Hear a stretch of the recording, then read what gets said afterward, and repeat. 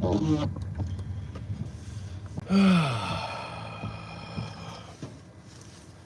morning, good morning. Oh, how tired I am. Somebody whose name shall go unnamed decided to start whining to go out to pee at 5:30 in the morning. Yes, and I thought, well, you know what? She's gonna have to learn that pee-pee time is when daddy is up, not daddy gets up because it's pee-pee time. Even though daddy gets up because it's pee-pee time at least once a night. And, yeah, so I got up and I took her outside and then came in, put her back in her crate, went back to bed. Made it a good half hour before she started whining again. And now I'll be dragging ass all day. How are you? How are you? We are making a left on Carlisle Street. And as you can see, the bustle of the college is starting already. Maybe you can't see. There's only a few people out and about right now. It is, after all, only 8:06, but soon it will be later than that. Good morning, Marie. Good morning, Dustin. How are you? So we're all back to work after our laborious day weekend, and we now it begins. School is back in session. Real life. We're back to real life again for another 9 miserable frickin' months. And I noticed yesterday I was driving home at 8:30, and it was dark. D-A-R-K, dark. And it's turning, folks, just as it does every year at this time. It starts to turn into what we like to call fall or autumn. And then that is followed by the miserable, the dreary, the dreaded, the dead, the gray, the cold, known as winter. Oh, but Christmas. Shut up. It's too early in the morning for that nonsense. Christmas. Bah. Humbug. It's still cold at Christmas. Yeah, but it's so nice if there's a white Christmas. Then go to Alaska. You can have a white Christmas every day of the year.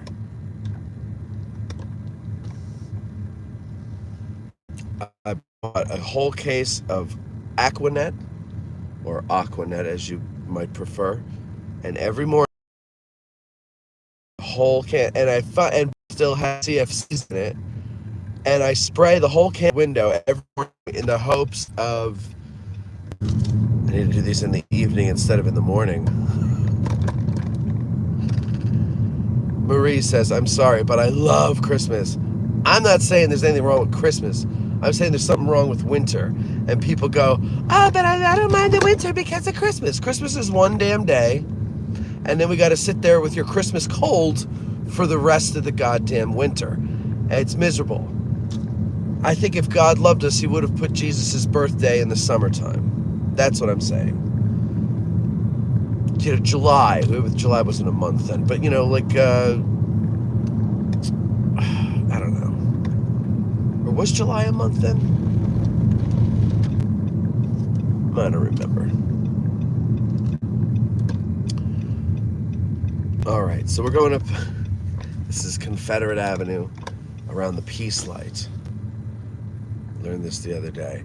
You know, by the way, lest anybody believe that my grumpy rants are real, they're based in reality. But the misery, it's shtick. You know, not a lot of people understand that. Everybody's so waiting for someone to be truly mean and offensive, and you know, they can't decipher shtick anymore. or sarcasm or humor. I'm not saying I do it well, but I mean, come on, people. I'm not really that miserable. Life is good. I've got air in my lungs. And so far, it seems to not be Canadian smoke air anymore, so that's good. I'm moving into a new place in a month. Have a lovely lady. Got a puppy. That drives me nuts. Things are going well with the show. I mean, what am I complaining about? Nothing. Oh, small things. But what we call first world problems. Although I did my shoulder yesterday, and that's bugging me. I think I popped a disc or something, and it's shooting up my shoulder and my neck. I need a chiropractor. Morning, Paul. Kenneth says, good morning. Matt from beautiful, warm, western Massachusetts. Not winter yet, going to be 90 degrees today. Hang in there, buddy. You ways to go before the snow falls. Oh, I know. I get this from my grandmother. You go to visit grandma, and you're not even close to leaving, and she goes, so when are you coming to see me again? And it's like, why don't you enjoy what you got right now? Here I am. But she was always looking ahead to, what am I going to get later? So I always look ahead to the negative. I always go, yeah, fall's nice, but then winter comes after it.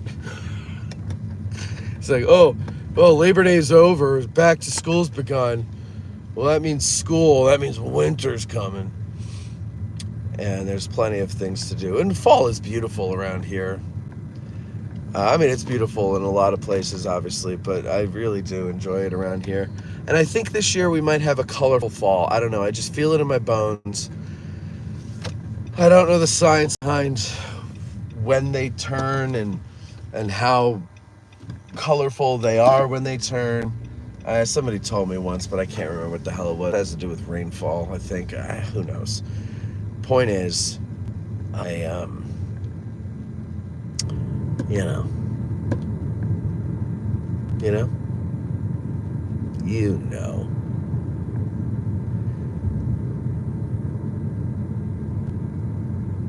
So I have a meeting at 11 at the park, at the visitor center, with Jason Martz, is it public relations or, yeah, it wouldn't be marketing, it's public relations guy.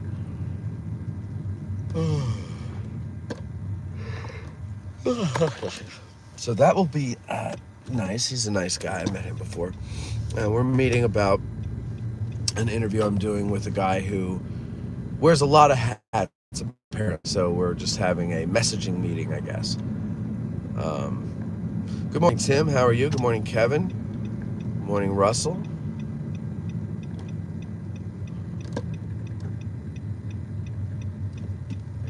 And zip across. Did you happen to catch Cameron Mallow's Swamp Dragons interview yesterday for Patreon? I mean, I have more questions about the Swamp Dragons. I guess what I was trying to get was context, and because I don't know West Virginia. I don't know I should have had a map in front of me, but we were kind of in a hurry. So, when he says, they're up in here and over there, and I'm like, I don't know these places. And this bridge and that valley and that mountain. But it was still interesting, I thought. Because that's the thing about the Civil War. I think 6 Questions Lentz said this to me afterwards in a text message about it, is, even without, a full picture of what they were and how they fit in and context and all that, the fact that there was such a thing, and it wasn't just the armies in these epic battles, but there were also just these small little gunfights and stuff. um, and just like bushwhacking and all that stuff. It it's it just makes you realize just how vast that war was and how the division in the country was just everywhere, and within the same faction too. You look at the politics of the North, and it's not much different than it is today. And yeah, it's just look at in the South too. Like these are people who seceded from a federal because they thought it was getting too strong, and then any whiff of it in the Confederate government, then they start threatening to secede from that. So they couldn't even band together long enough, and like kind of put things aside until the war was won. They had to continue with the same. That's why extremists are bad, folks. On whatever side they fall, they're bad because they're irrational people. Irrational people mad because mommy or daddy didn't hug them enough as a little kid, and now all of society must suffer. So that's the lesson of the Civil War. Don't listen to the extremists. Don't let them drag us under. By the sharp lapels of your checkered coat, sit down, sit down. You're rocking the boat. Here's the seminary on the left. Sorry, I didn't give you a better shot of it.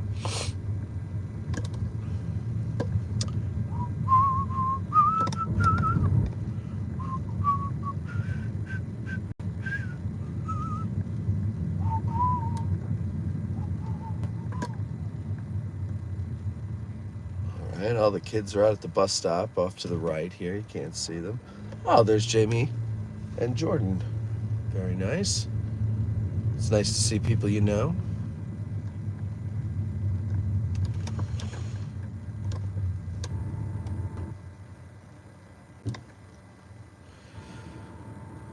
Maria watched it on replay. What'd you think? How did Cam do? David says, good morning. Good morning, David. Kevin says, Cam's presentation was very good. He did great. There you go. All right, good. I think Cam is better when you're asking him questions, when you're conversing with him. I think that's his he's more relaxed and more loose that way, I think.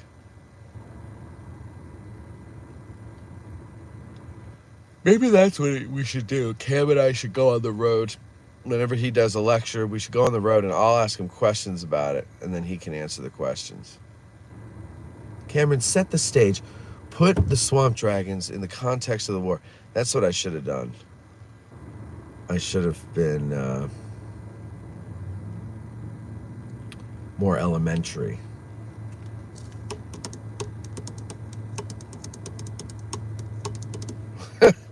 Don't drink so much before bed. I wish I drank anything. You know what I had before bed? Maybe I should stop doing it. I had an unsweetened iced tea, 2 unsweetened iced teas with dinner. That's my hard liquor. And we ate around 7-ish. So I probably shouldn't have caffeine that close to bedtime. I mean, I slept fine, but yeah, I should probably just cut that out.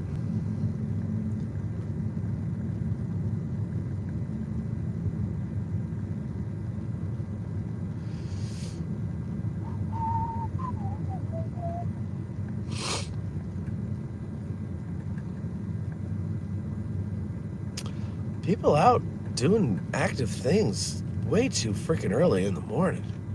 How do you folks do it? I'm jealous. Look at this. He's got a scooter, a jogger, another jogger. The jogger looks like he needs to jog over to a buffet. Dude, I mean, there's fit and there's anorexic. Dude, come on. Go eat something. Says the fat guy as he drives comfortably in his car. All right, now let's see. What have we got going on here? The road is blocked. I'm never coming to Gettysburg again. They're doing road work. There you go. See? That was it, folks. There's no need to not visit Gettysburg. Okay, now these people. See, this is obnoxious. Pick a lane. First of all, lady, you're going. Oh God. All right, come on. This is no. I'm glad you got your little flashy safety things on. You guys are safety all the way, except you're right in the middle of the damn road. Thank you. Now we've got the old walkers here. Oh my God. This is this is like retirement paperboy or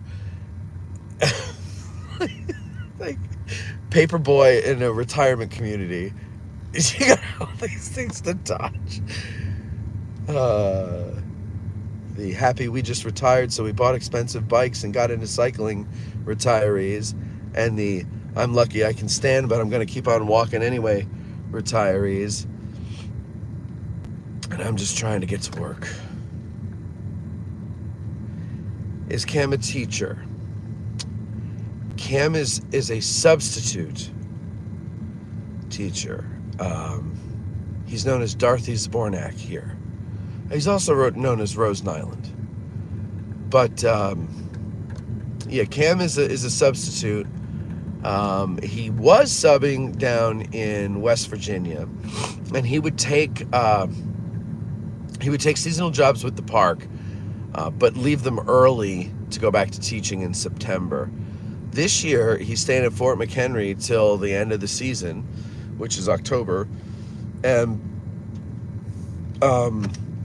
is going to be up here doing substitute jobs, which is good because I keep saying to him, you gotta become more part of the community here. Like right now, you're kind of like a transient. And he said, "What's that?" And I said, or actually, it's not. He didn't say, "What's that?" He said, "No, I know I'm a man." And I said, "No, a transient is a person who." Oh, Cam, never mind. I go, you right now, you're not really part of the community because you work elsewhere, but you live here. But when you're here, everybody's gone. Nobody's at work, so you can't like ingratiate yourself to the people that you want to work with or for one day. And not that that's going to matter, but still, I think it might help a bit, maybe. Anyway, so he said. So I'm glad to see that he's working up here because then he'll be able to stay up here, and be more a part of the community. The community. Launch the bicycles into the woods. Are the cyclists from Virginia too? Yeah, right. I don't know. I don't really know much about Cam. Oh, well, I don't know if you're a patron, Marie, but if you go onto Patreon, they started this new thing where you could do collections. And it was just urine, and it was just urine everywhere. It was really horrifying. So anyway, and everywhere, it was really horrifying. So anyway, that's that story. That's the story of my first communion.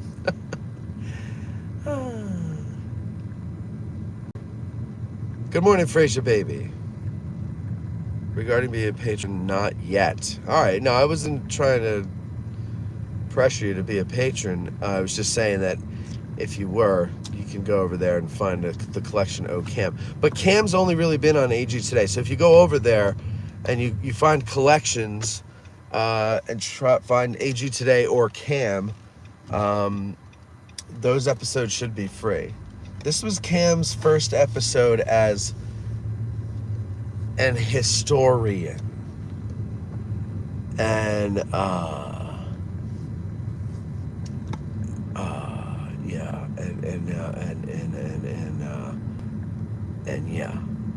because here's why.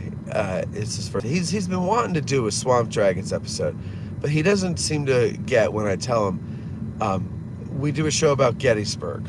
Were they here? No.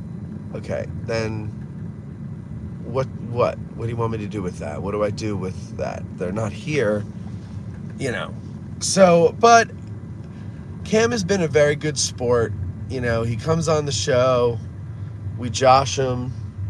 I use, you know, clips of him mispronouncing words and all that stuff on AG Today.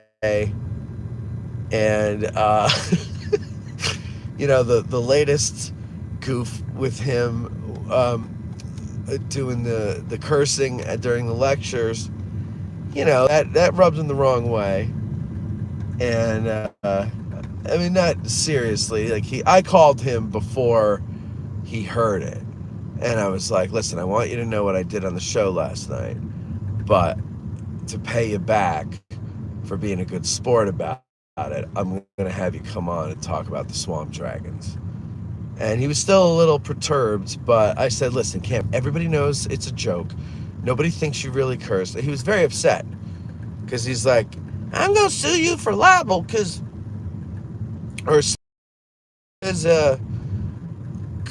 I don't cuss." I was like, "Yeah, that's the joke.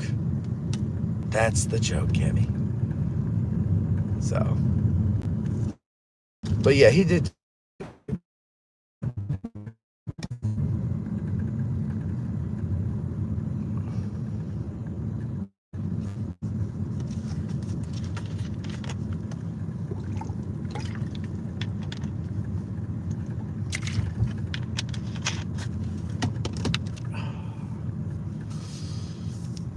All right, let's see. Oh, I haven't gone on the newly paved Ayers Ave. Maybe we'll do that. Let's turn around and go back there. Go through the woods that way. I'm gonna just turn around in this driveway and let this person pass.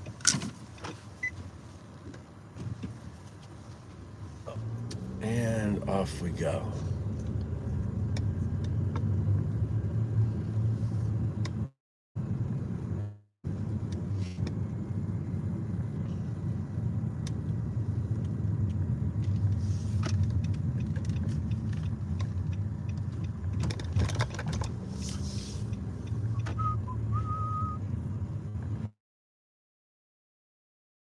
There's a new series of books that are out, and they just came in the mail by Stephen Lunsford.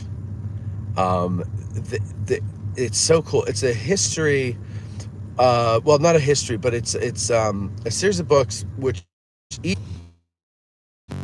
a corps of the Army of the Potomac, and it's the order of battle is what it is. So, and each volume is the order of battle for each corps with a little blurb about the regiments in it. I'm like astonished. I didn't know that he was working on this, and it's out, and I saw it because he put it on his Instagram, and I went and I looked and I ordered them right away. It was like 100, well worth it, and they're beautiful books. He's coming on the show, I think, at the end of this month to talk about it, and I'll tell you honestly, I will be disappointedly surprised if these books do not become a standard or staple in everybody's library, and I would be very surprised if the Association of Licensed Battlefield Guides didn't have it on its list. Now, I've just thumbed through them, but from what I can see on a quick glance, if everything in there is reliable and correct, I don't see why it wouldn't be, you know, something that goes up there with Coddington eventually. And then he's working on the Army of Northern Virginia too, so this isn't going to be a one-sided thing for all you Southern sympathizers out there. It's going to be both armies here at Gettysburg, order of battle. Really cool. Such a great idea. I don't know, as far as I'm aware, no one's done that before. I don't know why it took so long for someone to figure that out, but what a brilliant idea Mr. Lunsford had there. So I'm looking forward to talking to him about it. And I told him, I was like, "This is great. I'm gonna talk about it as much as I can, as much as I'm willing to do without you buying advertising."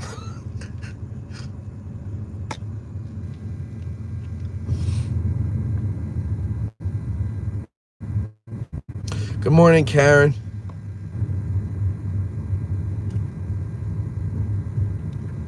Matt Kelly, it's the Order of Battle of the Army of the Potomac at Gettysburg by Stephen Lunsford. He self-publishes. I just clicked a link and went and ordered them. I don't remember where I found it, but we're gonna have him on the show at the end of the month. We'll have the link and all that jazz. What I was saying was it's a series of books about the Order of Battle, or of the Order of Battle. Each book in the series is its own corps. He started with the Army of the Potomac, and he's going to move over to the Army of Northern Virginia. I think he's working on that. I don't know when that'll be out, but yeah, it's beautiful books, by the way. I think he said his sister designed the cover. Really nice work, just really nice. And what an easy, it's just a very handy tool to have in your library, you know. Well, the 116th Pennsylvania. Oh yeah, they were in the Second Corps. Then you run over to your Second Corps book and you pull it out, and you got a little something on the 116th Pennsylvania. You don't have to go looking for the history, the regimental history or something. You know, you could just look there, you get a quick little one sheet, and then if that doesn't answer your questions, then you go into something. And speaking of the 116th Pennsylvania, we're coming up on their monument right here. There you go. There it is. There it is right there. Okay.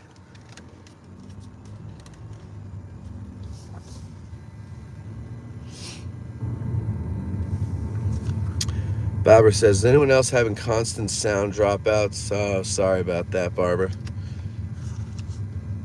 I guess it's the signal.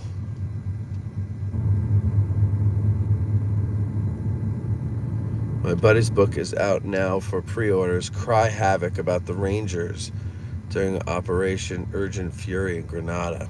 Oh, nice. Was he there?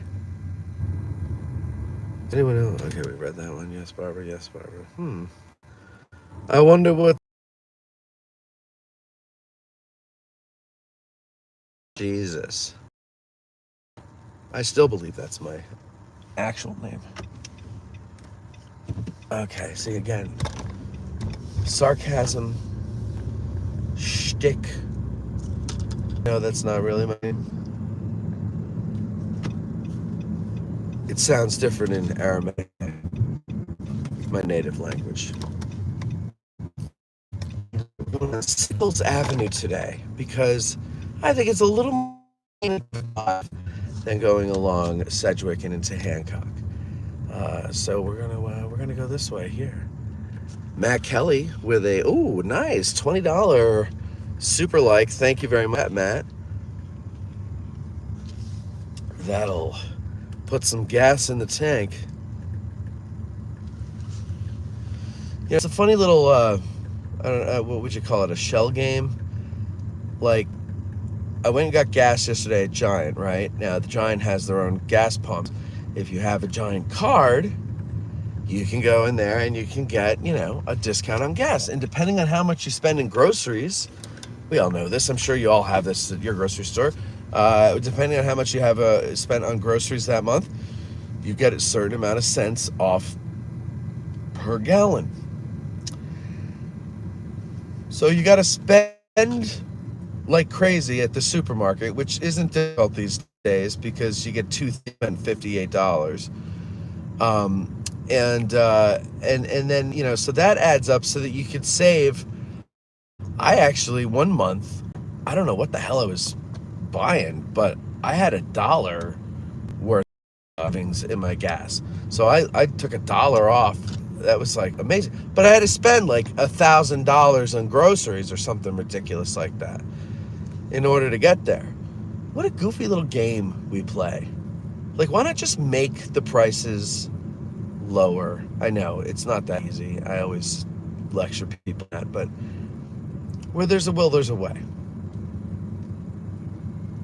See, it's weird. Now, so far, I haven't lost service, but I always lose service on this road. Makes no sense.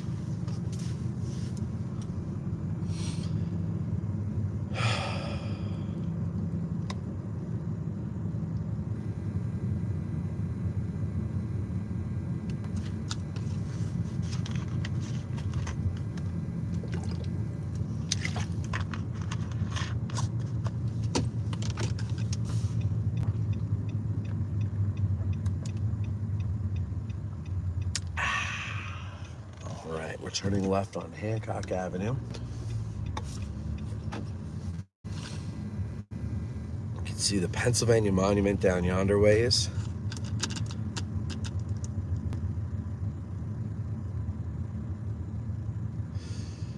Kevin, do they make mobile cell phone signal enhancer devices? Like when you're out? I have one at home, but it has to be plugged into the wall, you know. No, he was in Iraq with the Marines, but now he's also working on a 4-book series on Easy Company, a complete history on that unit. That's cool.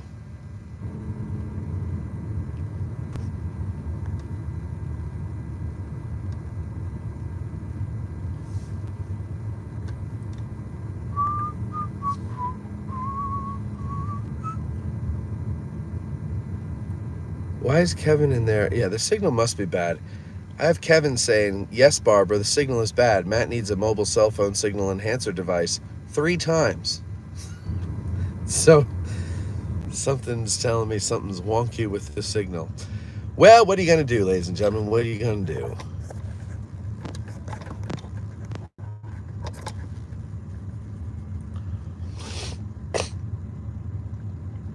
You know, you only pay an arm and a leg for your goddamn cell phone every month. You'd think it would work, but no. They can't make the signals work everywhere. I think what we should do is try to get the phone companies to get the government to allow them to put a cell tower on top of big round top. I think we would all like that, wouldn't we, folks? I think it would be easier for me to do videos from down in that area if there was a tower right there. That's really the problem, is that this is a rural area. You know, the closest tower is 150 miles away. Where is the closest tower? It's got to be somewhere.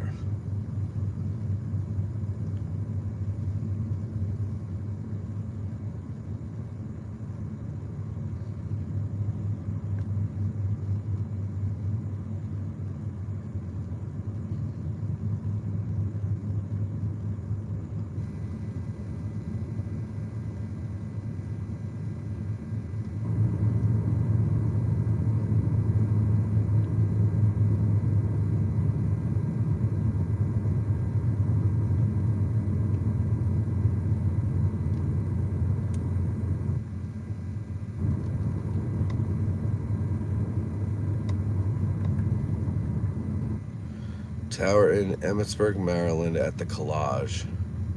What Collage? You mean the grotto? Where is there a big collage in Maryland? Or in Emmitsburg? Disguised as huge pine trees like they do in Jersey. I know. Who's that fooling? It's stuck in a grove of oak trees disguised as a pine tree, and it doesn't fool anybody when it's winter, because you don't see the pine. Whatever. At least they tried, right? Bill says, I agree with what you said yesterday about the park should stay open till 10 as it used to be. Spent many an evening on Little Round Top after dark, so quiet and peaceful. I know, but it falls on deaf ears. I make that argument.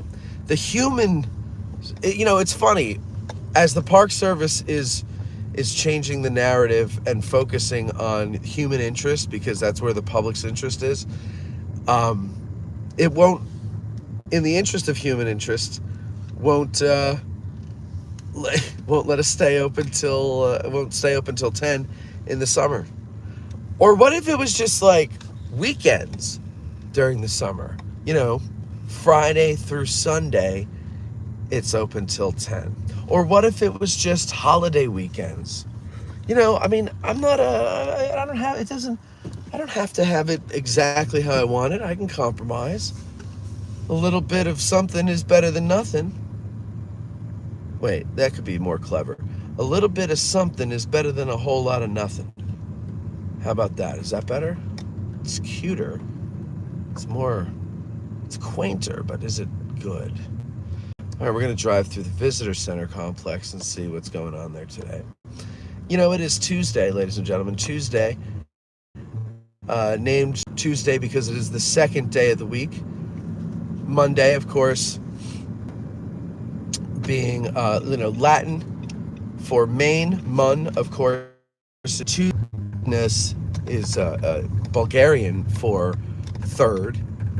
And now you would say, but why is Thursday not the third day? Well, it was until this very brief period of time in history when a Bulgarian ruler actually ruled all of the Roman Empire, took over the Roman Empire for 36 hours.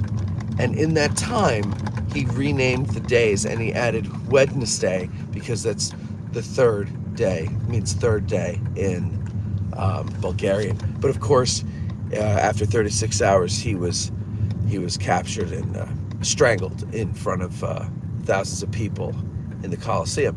But people loved the idea of calling it Wednesday, and so they pushed Thursday, which really was third day, to the fourth day of the week, and then Friday, of course, is early Italian for let's freak out, it's Friday, everybody's Friday, and there you go. Of course, Saturday, Saturn, no problem there. Sunday, of course, is it's misspelled. We misspelled it today, but it was actually named for sons, like S-O-N, sons. And it was supposed to be the day of the week that the sun gets all the attention, gets all of the special treatment. And but of course, when feminism really got big, they changed the spelling secretly overnight to be S-U-N so that no one paid attention to males. And here we are today, where our male suicide rate is very high, college dropouts very high, et cetera, et cetera. So you won, ladies, you won. And of course, all of that is bullshit. I just made it up off the top of my head. But that's an exercise I like to do every morning to stay sharp. The problem is I don't do it every morning, and therefore I'm pretty dull. Okay.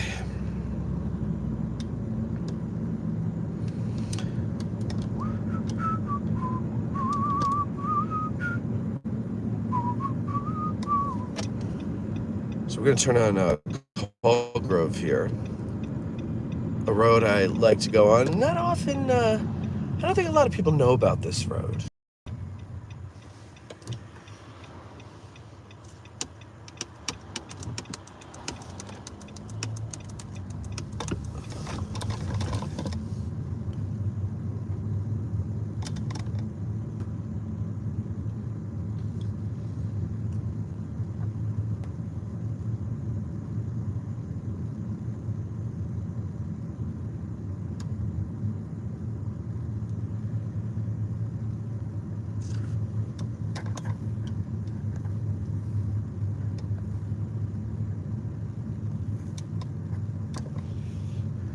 In 1972, as an 11-year, I wrote a letter to then editor of the Civil War TTI, William C. Davis, asking how I can become a Civil War philosopher.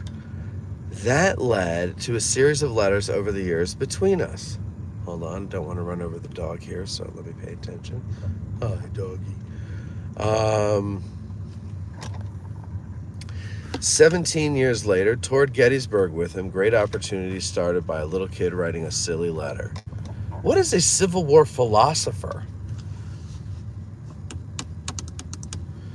Yeah, the grotto on the other side of the brook used to have, here's a kilted man, only in Gettysburg, folks, used to have check on it while on patrol. Bring back in the park after dark. Yeah, we need to start a campaign. The thing is, it's not going to change, but I think for fun, we should flood the park with letters and emails saying, please, from Memorial Day to Labor Day, in honor of the troops. Okay, let's always remember, when you want to get something done that, when you really, you've got a real mountain to climb to do it, always harken back to the troops. The No Casino Gettysburg people really leaned on this one when they were fighting the idea of a casino here. It's disrespectful to the soldiers, the troops, who would gamble every time they would stop. Who would visit prostitutes when they would go to town because they were young men, they were boys.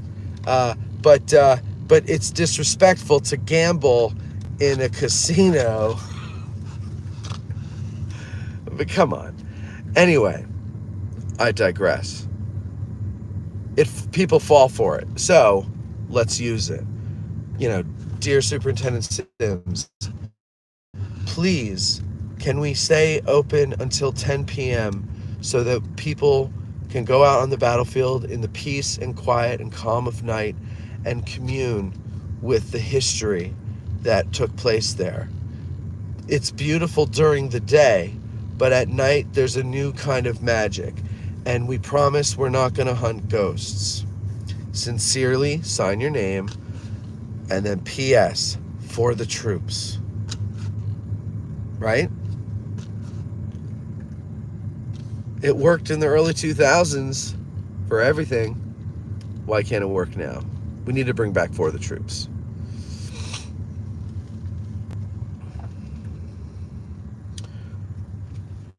Russell says open May through September till 10. I love it. Exactly. In 5 months, every day will be Sunday. Why? What's happening? Are we turning into a theocracy? What happens in 5 months? Yes, you can get a mobile device, quite expensive, $300. Nope. Rather spend that on cameras. I was going to call you on the BS, but I figured you were on a roll. Thank you, Michael. Yeah, because first of all, Monday is the first day of the week. Sunday is. So, right there, I would hope you would give me the benefit of the doubt and know that I know, or assume that I know. What am I knowing? Oh, you assume that I know the first day of the week is Sunday.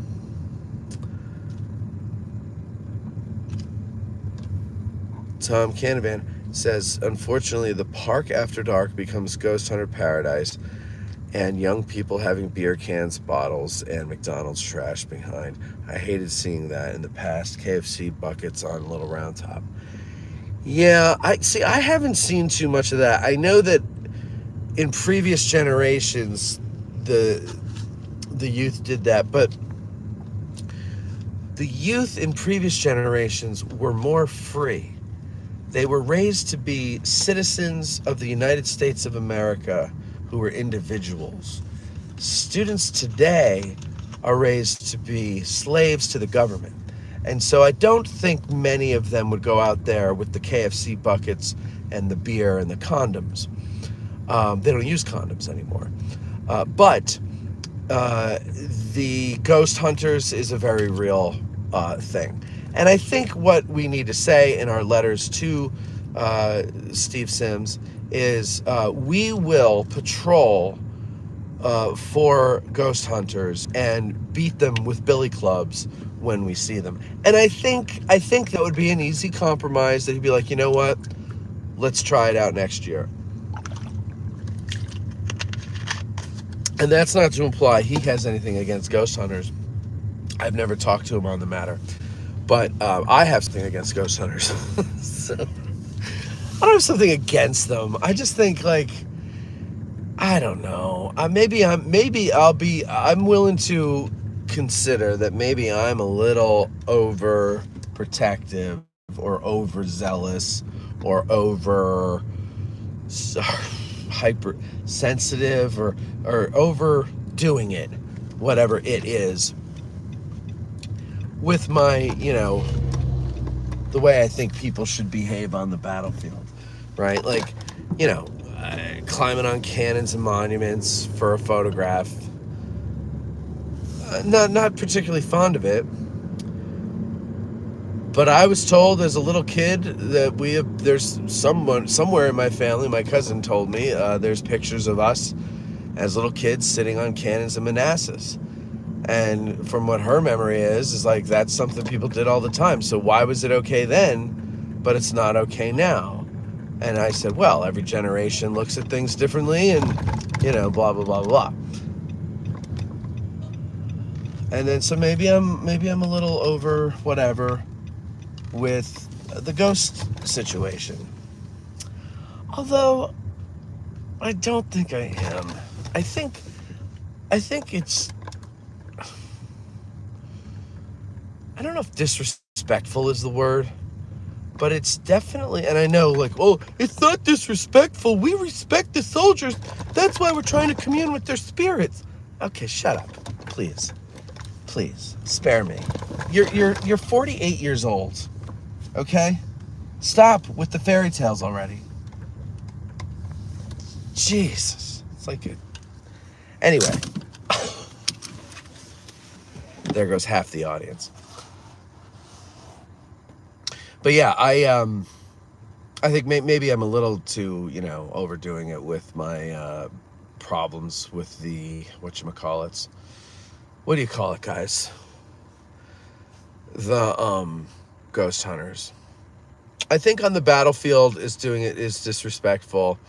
If I was essentially, slaughtered somewhere, and then, 100-something years later, people were coming back and like, ooh, I don't know, maybe that's a very human thing, is we don't think of dead people who we've never met before as, people who deserve dignity and respect. And maybe that every generation does it and it's normal. But I think that's kind of sad, and I would hope that people wouldn't, although I know plenty of people would piss on my grave. I hope that, people would not, and I wouldn't like to see people doing ghost tours at Ground Zero. Like, think about that as people who've lived through 9/11. Would you be okay with ghost tours at and around Ground Zero? And to me, it's the same level of disrespect. It's not taking this stuff seriously. It is kind of trivializing the memory of these people. These were very real people with real lives, real families, who loved them, who needed them, and they were gone. They were snuffed out. And now we make $15 a person walking around town telling these bullshit stories that are completely made up. So I don't know. It rubs me the wrong way. And I'll tell you what, if it didn't rub me the wrong way, I would own a ghost tour company yesterday. Because it is such, it's like the perfect example of what P.T. Barnum used to believe. Or pointed out to us, I should say. He didn't believe it, he knew it, and he pointed it out to us. And he made a business out of it. And Yeah, it's what the ghost stories do, but I can't dishonestly take $1. Like, if I'm going to take $1, it's because I've actually done what I told you I'm going to do, and that's it.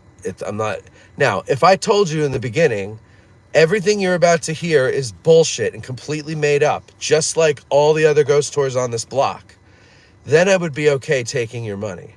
But if I were to try to tell you that I have real stories of real hauntings and real photographic evidence of a piece of dust floating by as the flash went off on my camera, and now I call that an orb, like, I couldn't do that. I couldn't live with myself if I did that. I just couldn't. And I'm not saying the people that do these things are dishonest. Don't get me. I just feel like they could very well believe that there's such a thing as ghosts, and they could very well have experienced something that they can't explain away, and therefore it must be a ghost. I'm willing to believe that about them. I don't think that they're bad people. I don't think that they're shysters or anything like that. I, on the other hand, because I don't believe that shit is real, would feel like a shyster if I were to open a ghost tour company. I had this discussion the other day. Somebody was like, what if a ghost tour company offered you $1,000 to advertise on your show? And I was like, well, I don't charge $1,000 to advertise on my show. And they're like, well, you should, because your reach is so far and you're just so wonderful at selling other people's stuff. And I said, oh, please stop. What's your point? And they said, well, what if they did? What if they offered you $1,000? I come up to you today. I say, Matt, I want to advertise on your show. Here's $1,000. I would say no. And they'd be like, you're a fool. And I go, no, I'm not a fool, because I don't want to sell anything to the audience that I don't believe in. Number one, and especially ghost tours, I've made a career out of rolling my eyes every time they come up. And so now I'm going to take their money. I would look like a sellout. I would look like a hypocrite. And I would be pushing something on my listeners that I don't believe in. Now, excuse me, if there was a ghost tour company out there that, whose owner maybe had a sense of humor about it and understood that, I'm kind of, as much as I bash ghost tours, I'm kind of busting balls a little bit, and they get it, and they, they're not uptight about things, and they wanted to like collaborate on something during Halloween, as, to be a sport and to provide some entertainment to the audience, I would absolutely do it. I just wouldn't take their money, and I wouldn't advertise them, because it just goes against what I believe. And that's why you don't hear ads for Blue Apron or any other thing that I can sign up to a service for and advertise to you. I was actually talking with someone about, he was like, what about local advertisers in other localities, but where you have a high concentration of listeners? And like, for example, like Virginia is our 4th largest concentration of listeners. So, what if somebody had a company in Virginia and they wanted to advertise? And I said, well, actually, my cousin's son started a landscaping business, and I told him, write up an ad, and I'll read it for you, because we got a lot of listeners in Virginia. And I saw him a few months ago, and I was like, so it's been like a year since I told you to write that ad. What's going on? And he's like, oh, I don't know what to say. And I was like, well, I can help you with that. Like, just, okay, I'll get you stuff. But you know how kids are. Okay. They're not soldiers' bones in in those buckets. Matt, did you ever see my reply to your question about who Adrian... No, I didn't. The Cherry Pie Show. Good Gettysburg morning. Whoop, whoop, Matt. Hello, Cherry Pie. You put a smile on my face 10 miles wide, I'm convinced the issues with signal deterioration are due to the carriers limiting bandwidth so they can squeeze people on more. Yeah, I have unlimited, though. So I can't buy more. They just screw you. Love being able to be out on the battlefield until 11 p.m. Yeah, those were the days. Matt Kelly says, I'm making shirts in the park after dark, one night a week or a month throughout the year or busy season. Yeah, I think you might have to make that more of a concise slogan, but I like where you're going with that. You know what? Maybe we'll do that too, Matt. Tom Canavan says, does asking what a Civil War philosopher is make you one? Oh, that's a good one. Does asking that make you one? The brothel's on Little Round Top Casino in the nearby vicinity of the battlefield. Yeah, right. Well, but that's what I'm saying. So that goes back to what what I said about my cousin with the pictures of us on the cannons. Every generation looks at it differently. Apparently, brothels on Little Round Top weren't a bad thing while that was going on. Now we think that's disgusting. And when you say in the nearby vicinity of the battlefield, I mean, I don't know exactly how far away nearby vicinity is supposed to mean, but we're talking 5 miles from the battlefield. So, I would call that the region of, but, we're getting into semantics there. Kevin says, I was superintendent on a cell tower project in Connecticut years ago that got a fake treetop, looked terrible. Yeah, it actually is more jarring than if you had just left it alone. No, Thomas Davis mapped out to me that extensive study was the path to becoming a historian. He was incredibly patient with an 11-year-old. Matt Kelly says, cop from Jersey here. I have extra billy clubs and I'm ready for night patrols. Who's with me? That's funny, Matt. Bill, if we could wear a bed sheet to dress as ghosts, could we walk around the battlefield after dark or perhaps a deer costume? Matt, are those extra Billy Smith clubs? As soon as I saw him say extra Billy, that's exactly what I thought. Well, of course. Why wouldn't we think that? I never have anything odd at Gettysburg when I'm there with friends, but my wife, when there, crazy stuff happens.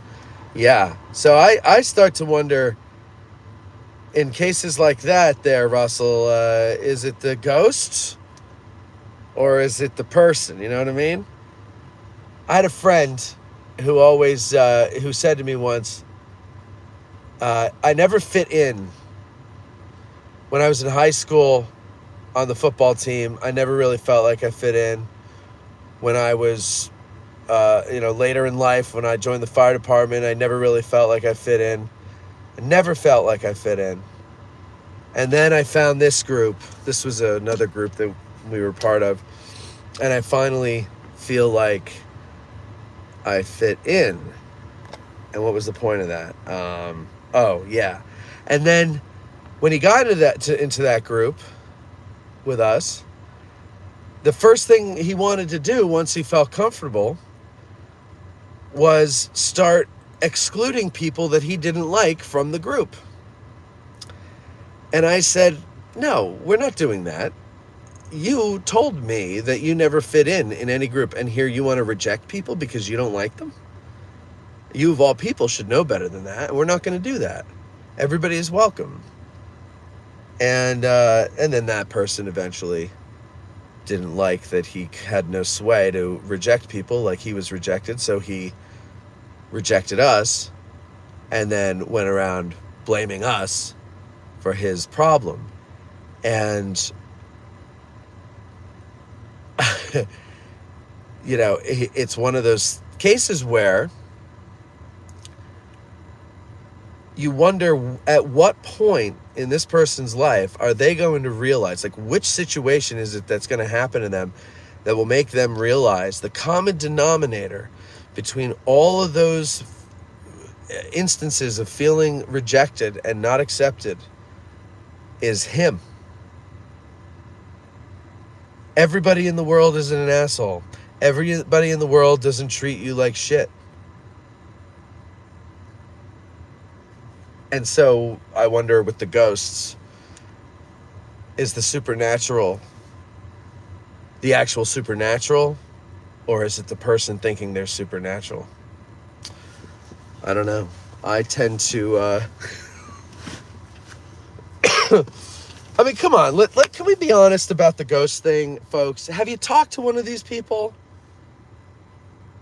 I mean, really, like, do you ever go into a bar around town here and you talk to people, they're like, oh, they love coming here. Um, we love the history. Oh, really? Yeah, you love the history? Oh, yeah, we took a tour the other day, and the guide told us that 40,000 men were buried in a burial pit right across from the Dobbin house. And I go, 40,000? You mean, what do you mean like 400? No, 40,000. I swear that's what he said. I said, who said that? The guide? Yeah, the guide. And I go, was the licensed battlefield guide? No. It was the ghost tour we were on. And then I punched them in the face at the same time with two hands. Just a double fisted punch. And I walk away and I make them pay my tab. It's just whatever. No, so anyway, but my point is when you talk to them, right, and they talk about their experiences, and you can tell, there's something there's a screw loose. Come on. I'm not saying that about your wife. I'm just saying a lot of the people that I talk to, especially like, let's say under 30, and the reason I say that is because it seems like that generation more than any other one is just lost. And like they're looking for something to fill that void that poor parenting left in them. And so they latch onto these things like ghosts or veganism, something to make them feel important, maybe better than everybody, or just different, so that, they feel special because mommy and daddy didn't make them feel that way when they were growing up. And now we have to fucking suffer by dealing with these people. And I think the ghost thing is just part of that. Maybe they were kicked in the head by a mule or fell down a well. And they came out and they're like, I see ghosts. And I'm like, I bet you do. You probably see stars too. That was a pretty nasty kick.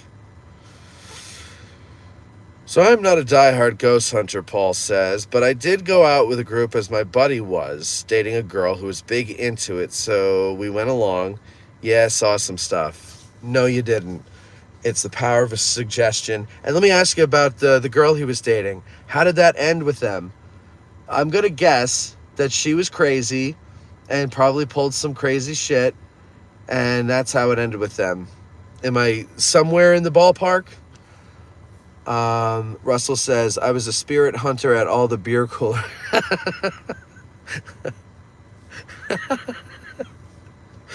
That's funny. Ty Webb, Space Ghost is the only ghost I believe in. There you go. The ghost tours in town are deaf for the tourist. Yes, they are.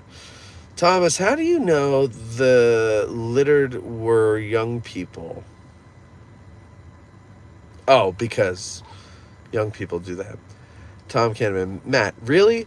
Don't get me started. It's bad enough some people give unofficial tours. Bullshit tours galore. Oh, you're talking about ghost tours. Okay, so I'm way behind here. I'm old enough to remember seeing them do it. Keep my mouth shut. Being born in Hell's Kitchen, you learn to keep quiet and keep mind your own business. Tom, I mean, you're very familiar, obviously, with Ground Zero all the way up to now. Are there people that try to do ghost tours? There aren't. Please tell me there aren't. Marie says, Robin Williams played him in Good Morning Vietnam. Your voices make me think of that. Oh, okay. Gotcha. Kevin says, yes, Thomas, I understand. If I'd seen that, I would have been quiet about it. Kevin, with the double... Something's going on with the signal here. Matt Kelly, brothels on the round tops, maybe that's how they really got their names. Confronting drinkers in a mob would not end well.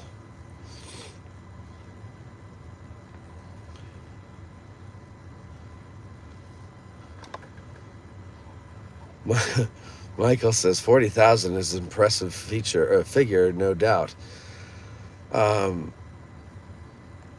Kevin says, I once found an arrow in the wheat field and called that in. Yeah, do that.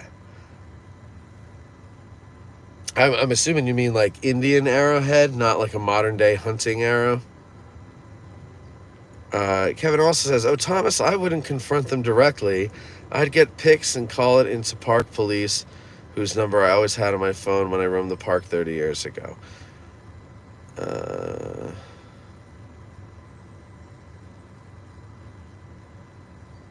Matt Kelly says that the girlfriend probably ghosted on him.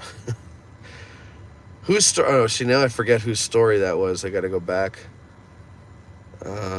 Shit. That was Paul. Okay, so I'm looking for an answer.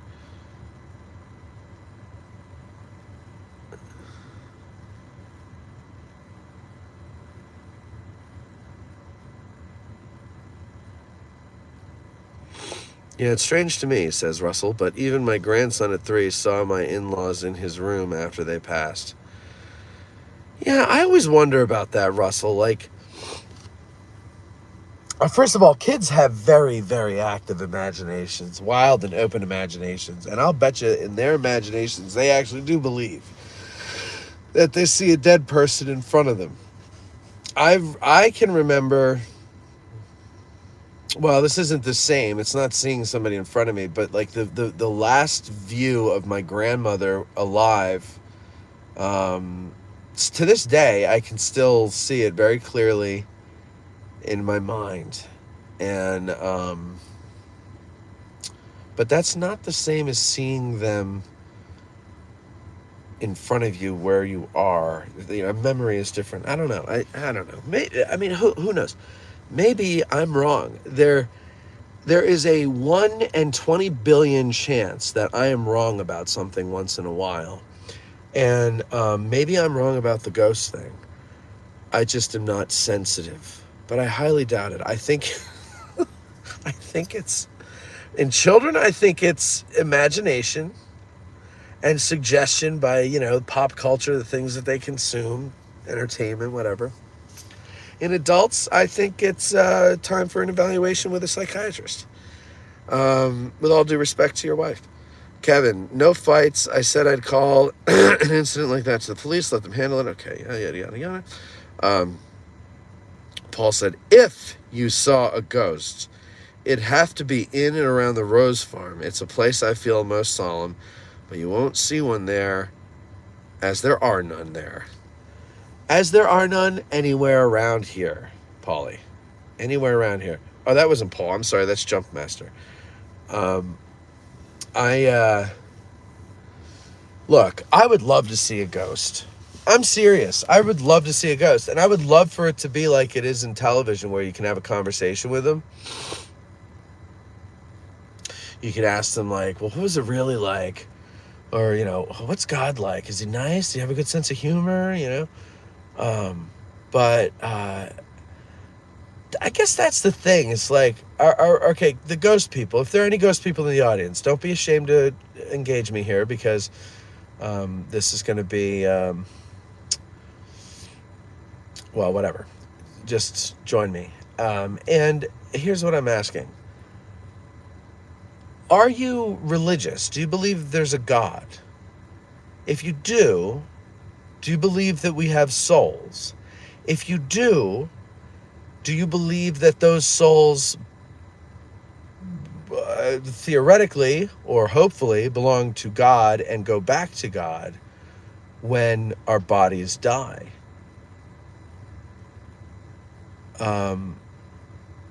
If you said yes to those, then my question is, why would God make someone who dies in a horrific, traumatizing, hellish way, after spending weeks in a hellish condition of marching, choking on dust, not eating a lot, not bathing, etc., etc., why would he make their souls remain here? And just for tourists? Like, that doesn't make sense to me. Like, I don't understand that. And maybe there's something about, religious philosophy that I'm missing that would answer that question for me. But now, if you don't believe in God, then what is a ghost? If we don't believe in God, then we don't have souls. Or if you say, no, there's no such thing as God, but we still have souls. Well, for what purpose? What is the point of that soul? Where does it come from? Where does it go? Where does it come from, Cotton Eye Joe? So that's the thing with the ghost stuff. It's just the what do you call it? The dogma of ghostism makes no sense to me, but I don't really know it well enough, so who knows? I'll be out there the 24th through the 22nd through 24th. Anything going on that weekend? Matt Kelly, I can't believe you just asked me that question. Matt Kelly, I can't believe you just asked me that question. That is the most annoying question. Matt, how the hell do I know? What am I? A walking calendar of events? I'm sitting in my car about to go in and get coffee. How the hell do I know what's going on the 22nd through the 24th? I'll tell you what, we don't have anything going on with Address in Gettysburg, and therefore, nothing's really going on that's worth your time and money. I know you're busy, but are you around for any Get Out of the Car tours? Willing to pay, group of 10 or so. Okay, so here's how that all works. The Get Out of the Car tour is the 16th. Pete Carmichael, by the way, ladies and gentlemen, is going to be a special guest. He sent me material that he's going to print up and hand out. I told him to make 100,000 of them, so we're expecting a lot of you. Lewis is still giving the tour, but Pete is kind of popping in to supplement things that Lewis says. So I'm really looking forward to that. So I think you're going to have a good time there. That's the Get Out of the Car tour. That's free. That's at 10 a.m. Be there by 9:30. Park where legal. And it's Robinson's division. So park by the Peace Light, anywhere along that road there. Now, to answer your question, Matt Kelly, I know you're busy, but you around for any... so I could take you guys on a tour. I can't charge you anything, but I would love to take you around. It would be good practice for me anyway, since I'm studying to take the guide exam.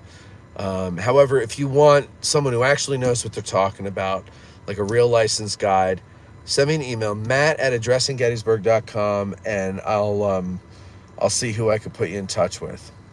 Either way, send me that email so that we can firm something up for you.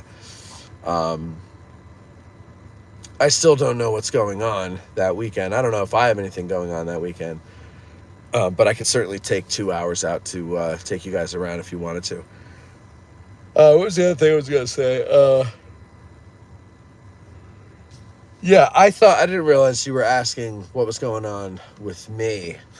Usually people will send me a message, hey, I'm coming to town this weekend. Anything exciting going on? And I'm like, how do you expect me to know the answer to this question? How? Como, por favor? Como do you expect me to know the answer to this question?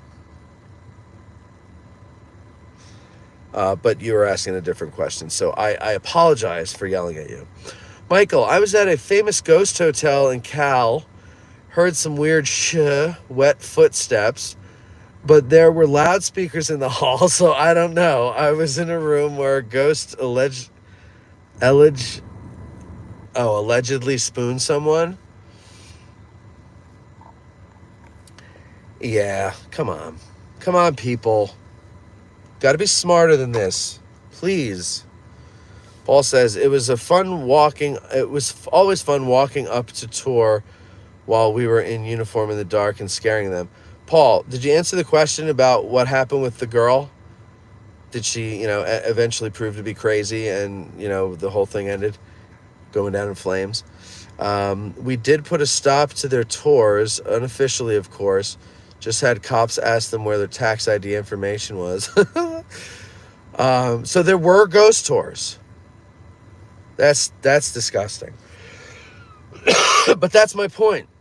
There's goes towards the ground zero is disgusting to me. It's reprehensible.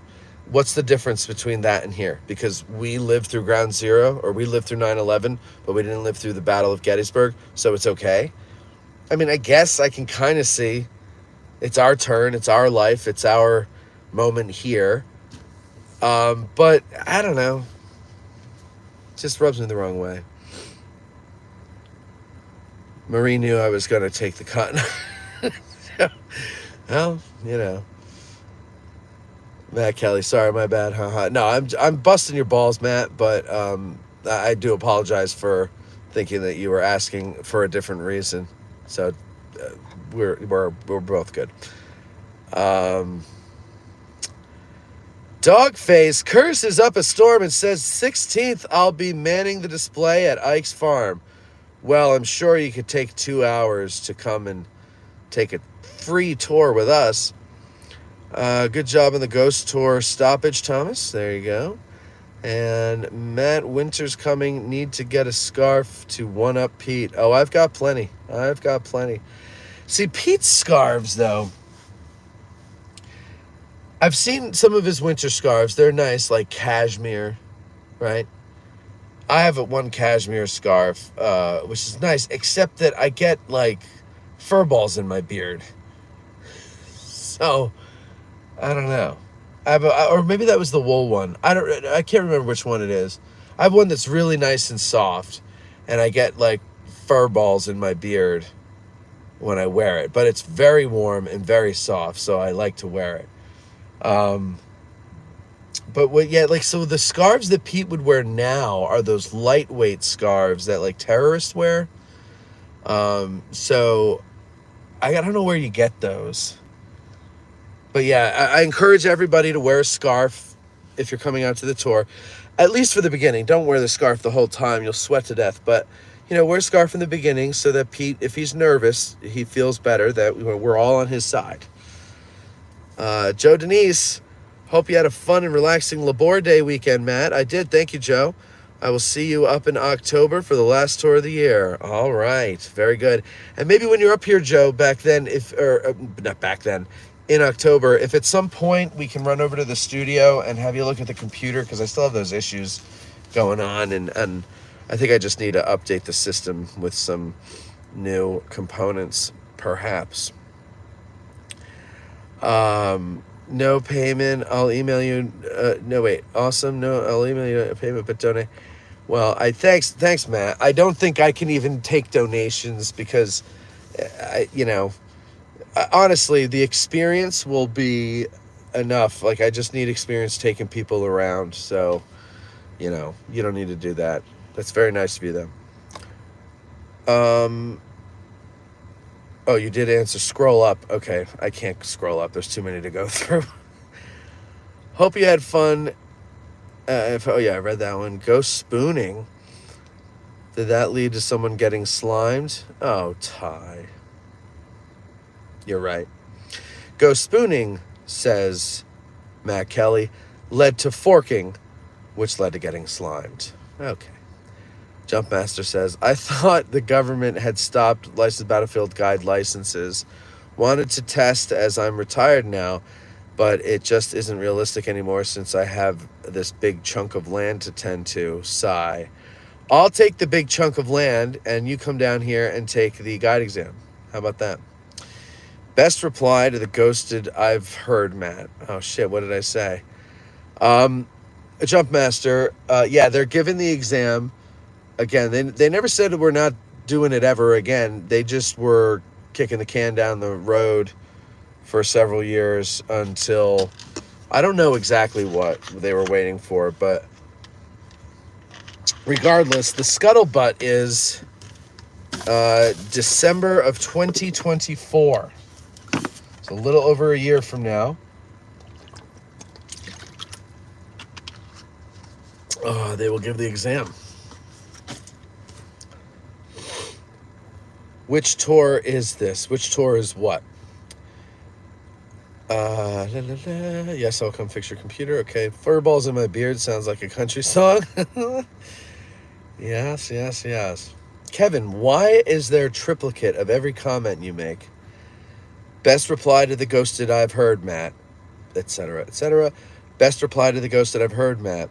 Another comment, another comment. Best reply to the ghosted I've ever heard, Matt. Another comment. Something's going on. Oh, okay, Marie. The next tour on the 16th of September, we're all wearing scarves.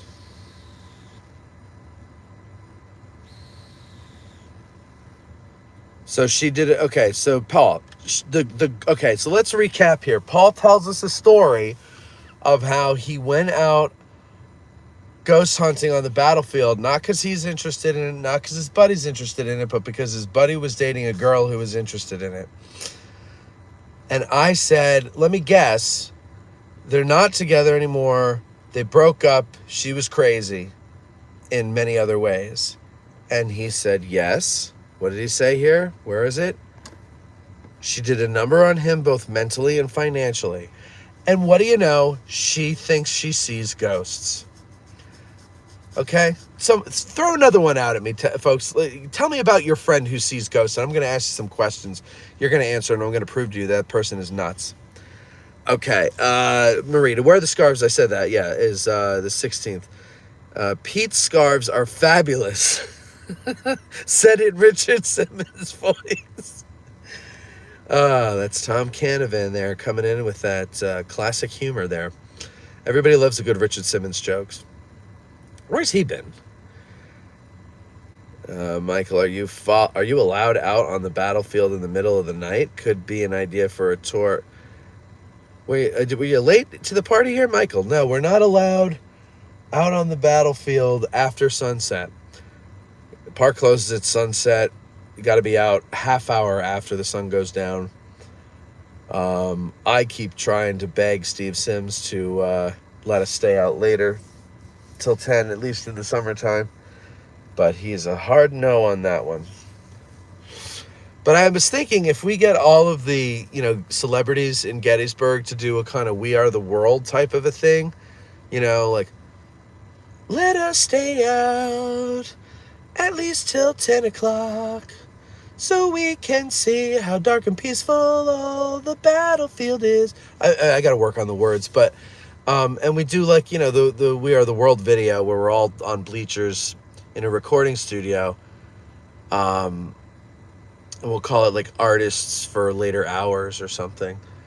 I think then maybe we'll be able to convince him.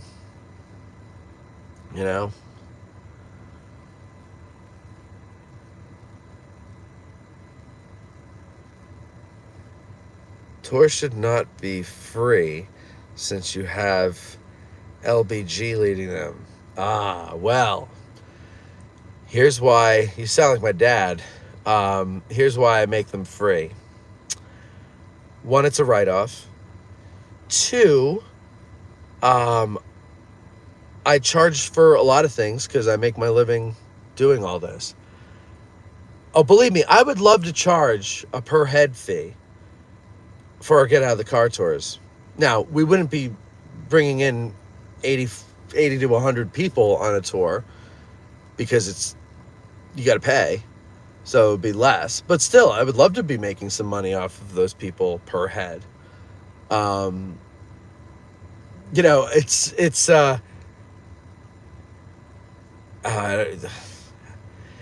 put it like this. Lewis certainly does all of the work, right? Like, he comes up with the topic of the tour. He puts the research together. He comes up. Sometimes he'll come up like a week ahead or something and walk the route that he's thinking of doing. Does a little reconnaissance, if you will. The guy does his homework, right? So he gets paid for the tour, and he gets tipped, rightfully so. Now, it was my idea. I approached him to do it. I publicize it. I get up in the morning. I come out. I meet everybody. I load the flag into somebody's pickup truck, Eric's pickup truck, get out there, walk around, go to lunch for 2 hours, spend money on lunch. It would be nice to charge people, so I'd get a little something off of it. Once in a while, someone will come over and slip a little couple bucks in my pocket, and they're like, I appreciate what you do. I know, people don't tip you for this, so here, thank you. And, that's nice.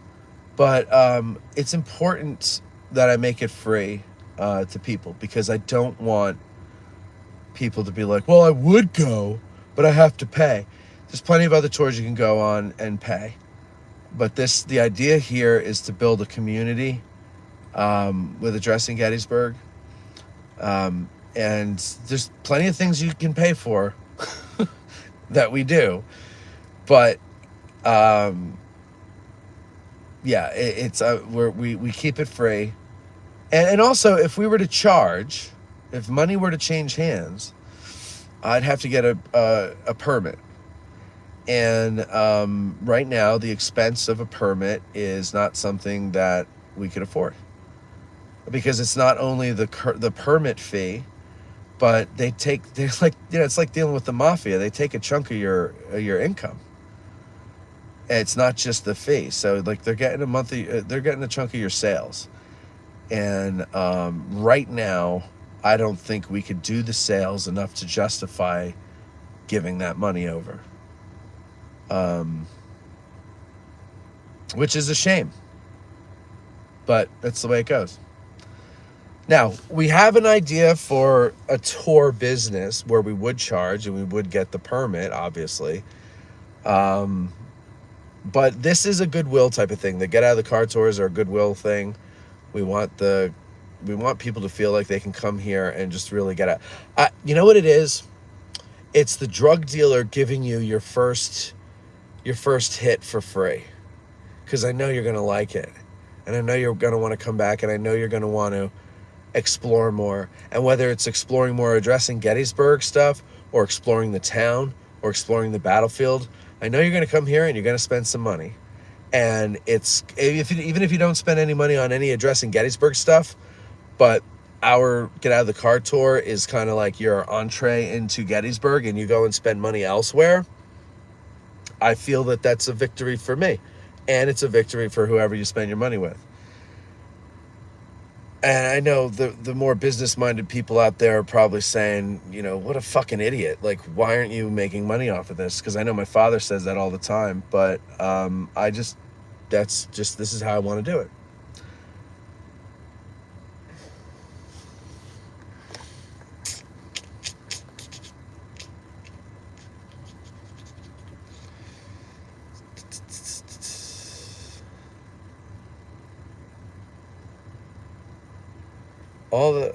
We have SpongeBob, and we have all the LBG's singings. What? Paul says, how many tourists will be falling off the rocks in Devil's Den if they can't be there till 11 p.m.? Unfortunately, Paul, they do their falling during the day. Broad daylight, like perfect day like today, they're falling in the cracks. So it has nothing to do with darkness, although I'm sure there have been people that have fallen there in the darkness as well.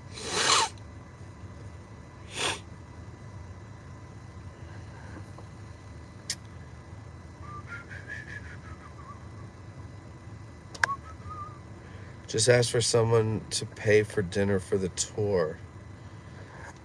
Pay for me at lunch? No, I don't want to do that.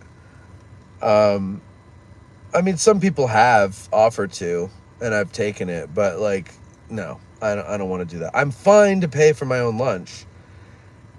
It's the whole Get Out of the Car tour thing is a loftier goal than just making a buck. I believe that, and I believe that it's working, and so it's fine. Did you see the CWI episode where Brooke Simpson chided Pete for not wearing socks? No. When was that? I've gone with 3 or 4 folks, and they'd pay my room fee. I've also sent guys down and told them to book Charlie Fennel. One said he met you, Matt, while up on Little Round Top. He had Charlie as a guide then. Oh, that sounds like a long time ago. I don't remember bumping into Charlie on the battlefield in many years. Oh, that's cool. That's cool. Thank you for... Charlie is a great guy. I mean, all the guides we have on the show are great guides. But everybody's favorite, even other guides, is Charlie Fennel. Russell says, addressing Gettysburg gummies. Well, there you go. I'll pop in, especially when I go to the club in Spring Grove.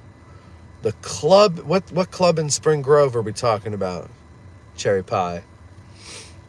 Ty Webb, I'll drop a $50 tip in your breast pocket as long as I can go complete mob boss, pinch your cheek, and tell everyone around he's a good kid. Yeah, I would love that, actually.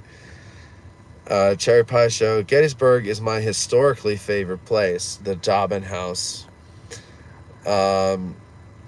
Michael says, maybe you can make a deal with a restaurant that serve a meal, and then that way you only supply the customers and take a cut of the fee. Well, I have a deal with the Farnsworth House. I bring the people back there, and I say, in order to do that, I want you to pay the guide fee. So that's what they do. So it's not, it was a write-off for me until I started doing that. And then now I do that, and it makes it a little easier. But even still, if we didn't do that, which I'm not sure if I want to do it again next year, with the lunch, because we have 50 people, or let's not 50 people. We have 80 people, let's say. Typically 30 to 35 will go to lunch, and even if we have 100 people, it's 30 to 35 who will go to lunch. I'd like 100 people to go to lunch. I'm trying to really drum up business, but other people they make other plans. They're not just here for us all day. So they make other plans, and then they have other things to go to, so they don't join us for lunch. But, yeah. But again, I need to, I don't know if I want to do the lunch thing anymore. Do the tour, and then, maybe after that, that's it. You just do your own thing. I don't know. We'll have to think about it.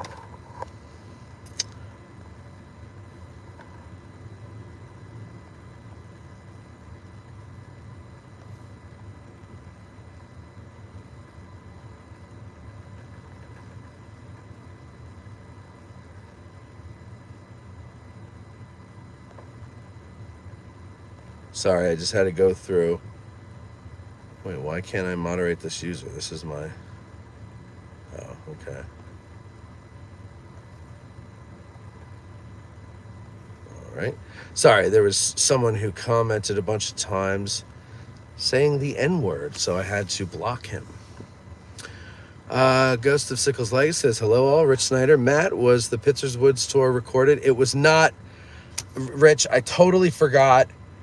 And then I remembered when we were sitting down to lunch that I forgot to Mike Lewis. I promise I will remember to do it this time. Although, there's going to be 2 people. I don't have 2. Maybe I need to get a new one. I don't know. I'm going to try to record something for you. I promise. By the way, Rich, I gave Cam your gift finally. He came in yesterday to record a show, and he liked it. And he said, tell him I said thank you very much.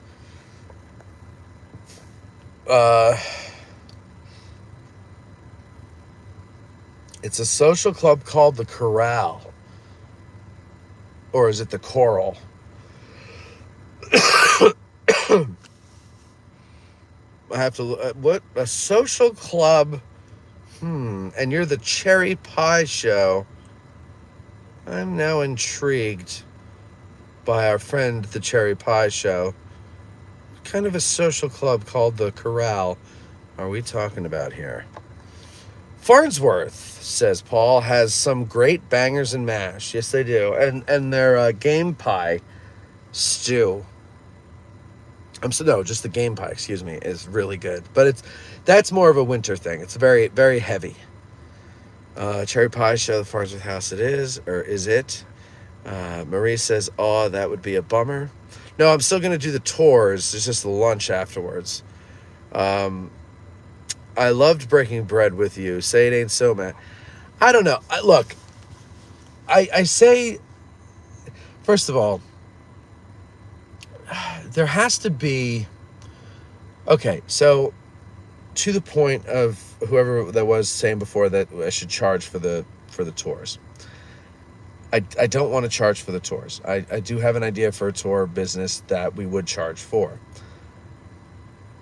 However, that said, the reward or the return on investment of time and effort that we get out of the car tours, Lewis gets all that, right? I get probably something in indirect and unmeasurable ways as time goes on. Like, it comes out in the wash, but I don't know it's directly related to having lunch with people after a get out of the car tour. I do know that it's more related to the get out of the car tour itself, but sitting down and having lunch with people, I don't know if that really is something that makes much of a difference. And I'm not getting any younger. I'm 45. I'm almost a half a century old, which is disgusting. No offense to all of you who are already there, but because I'm on my way and I don't plan on dying anytime soon. So, now it's like I have to balance work and life. And if work is at the point now where I'm plateauing. I'm plateauing with how much I can generate income wise from it. I think as it is, it's made as much money as it's going to make, and it's making as much money as it's going to make, because I need to kick it up a notch. But there's another area where I've plateaued is I can't take this any further. My back is killing me. I've been carrying the weight of it far too long, and I've been able to create something that is too big for one person to handle 24/7. But I've been muddling through. But my back is starting to break. I'm starting to bend. And so certain things, everything has to be reevaluated. And I have to go, all right, is this an intelligent use of my time and energy by doing X, Y, or Z? And maybe I need to decide, okay, I got to get rid of X and Y. And like I was saying the other day, it's more of a strategic redeployment in order to regroup and then move out again with more force and efficiency. So anything is on the chopping block. I just don't know what I'm going to actually chop. But something's got to give. Either there needs to be a lot more revenue so that I can hire people full time and really, really, bring this to the next level, which if I could get there, I think everybody will really like. Or back off a bit. And because I think it's good to do things with an altruistic meaning and stuff, but altruism is more possible when inflation isn't so bad and everything isn't so expensive. But when your disposable income is being eaten away by the stupid decisions of politicians and how it affects the economy, and not your own fault, you tend to kind of stop giving yourself away for free. Or you're very choosy as to when you do. And once a month commitment. Look, I mean, here's the thing. Who am I going to get to host the Get Out of the Car tour if I can't make it. You know what I mean? Like if I get sick, who's going to go and introduce Lewis, and who's going to go and make sure everything runs smoothly? There is nobody in the organization who can do that, or at least who has told me, if you ever need this, I'm your guy or girl. So, that's kind of a lot. And I don't know. I have to be a little bit more careful and choosy and particular about the things that I do for free.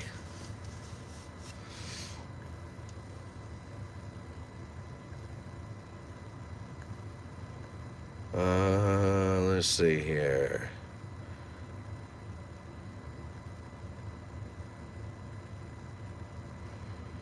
I love breaking bread with you, saying in summer. Okay, that's where I left off. Matt, we need to meet up and try Mr. G's Roadhouse. Yeah, where's the Roadhouse? Russell says, goofed off enough at work, but not working. Everyone have a great day. You too, Russell. Rich says, I just noticed a guy filming, and Cameron is welcome. Can't make Robinson's, one of my favorites. It's football season, and my firstborn plays college football. But we'll see you in the spring. Oh, it's such a long time, Rich. Enjoy the football season. Marie says, but I enjoyed the lunch. How else am I supposed to get to know people, being socially backwards as I am? Well, I'm not saying it's done, Marie. I just have to consider things, and I'll take that into consideration. As, after all, that is one of the points of doing it, what you just explained there. Kevin, don't know, Matt, but I only show one message on my screen. Oh, wow, and there's a delay. That's like a long time ago when I pointed that out. Marie, if I had any skills, I would come work for you. Well, you can't work for me because I can't afford to hire anybody. That's the problem. Sam Kenevan says, at the risk of telling everyone what to do, have a great day, everyone. Hit the like button before you go. The Cherry Pie Show says, hey, feel free to investigate on your own. But I am definitely happy to have found your channel because Civil War history is my heart and passion. It's great to be amongst my kind. Well, you're very welcome here, Cherry Pie Show. And thank you for finding us. And I hope we see you on one of our tours if you're local enough. Kevin says, Marie, you have skills. Everyone does. I'm sure you do, Marie. I think he's right. I'm sure you have skills. Ghost of Sickles Lake, you need a sugar mama. Too late. Already taken. Marie says, well, Kevin, the skills needed to help him out is what I meant. Oh, you know what, Marie? Most of the skills I need are like office stuff. I mean, it would help to have someone who knows how to produce a show be here regularly. But, can't win them all. Ghost of Sickles Lake, when I retire and move there, I'll be your Huckleberry. Well, when are you retiring? I don't know how much longer I got in me. So the food truck is in Horseshoe Alley behind Gettysburger next to the Hideout Bar. Oh, right. You've talked about that before. Yes. Good morning, Dr. James. How are you? Sorry I missed today's drive. I know you did because I got to get going. I got to get some coffee and then I got to head over to the, Racehorse Alley. I was like, Horseshoe Alley? Where the hell's that? Now I got to learn a new alley. But no, Dr. James, yes, you did miss a wonderful drive. Wonderful drive. I'm going to go in. I have a meeting at the visitor center. A little bit. I got to go inside and get my coffee from Bantam Roasters, and Kevin says he understands about not charging. Yeah, I do too. I don't like it. I'd rather charge, but Also, the Cherry Pie Show is not a nefarious show. I'm a little juggalette, female juggalo. I got a little show on YouTube. Is that the Insane Clown Posse, the Juggalos? Isn't that who those are? The Insane Clown Posse people? I'm going to have to look yet. So what's your show on YouTube? Is it the Cherry Pie Show on YouTube?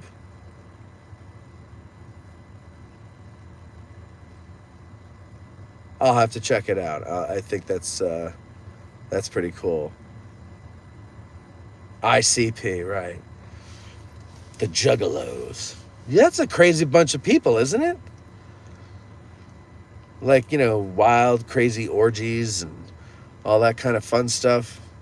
It's like ancient Rome at an insane clown posse concert, no?